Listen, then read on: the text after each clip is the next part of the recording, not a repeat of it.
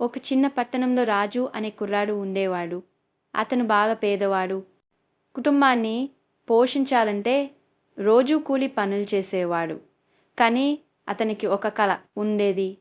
తనకు స్వంతంగా ఒక చిన్న టిఫిన్ సెంటర్ ఏర్పాటు చేయాలి అని. ఒకరోజు రాజు ఒక కొత్త ఆలోచన తీసుకువచ్చాడు. మలాయ్ మొమోస్. ఈ మొమోస్ స్పెషల్.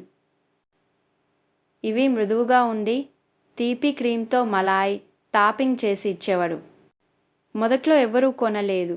మలాయితో మొమోస్ ఏంటి అన్నీ నవ్వరంతా. కానీ రాజు వదిలిపెట్టలేదు. ఒక చిన్న బండిపై తన మొమోస్ను రోజు తయారు చేసి ప్రేమగా అమ్మేవాడు. అలా కొన్ని రోజులకు ఒక చిన్న పిల్లాడు తింటూ ఇవి చాలా రుచిగా ఉన్నాయి అన్నాడు. ఆ మాటలు విని ఇతరులు కూడా ఆసక్తిగా వచ్చి చూశారు. చాలామంది అబ్బురపడి చప్పర్లు కొట్టారు. ఫలితంగా రాజు మొమోస్ బండిపై కీపడేది.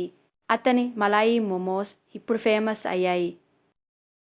కొద్ది నెలల్లోనే రాజు చిన్న టిఫిన్ సెంటర్ తెరిచాడు. గరీబ్ మలాయ్ మొమోస్ అని పేరు పెట్టాడు. ఇప్పుడు అతను పేదవాడి నుండి విజేతగా మారిపోయాడు. అతను ఎప్పుడూ గుర్తుంచుకున్నది ఒక్క మాట: పేదవాడిగా పుట్టడాన్ని మనం మార్చలేము, కానీ కష్టపడితే గొప్పవాడిగా మారటం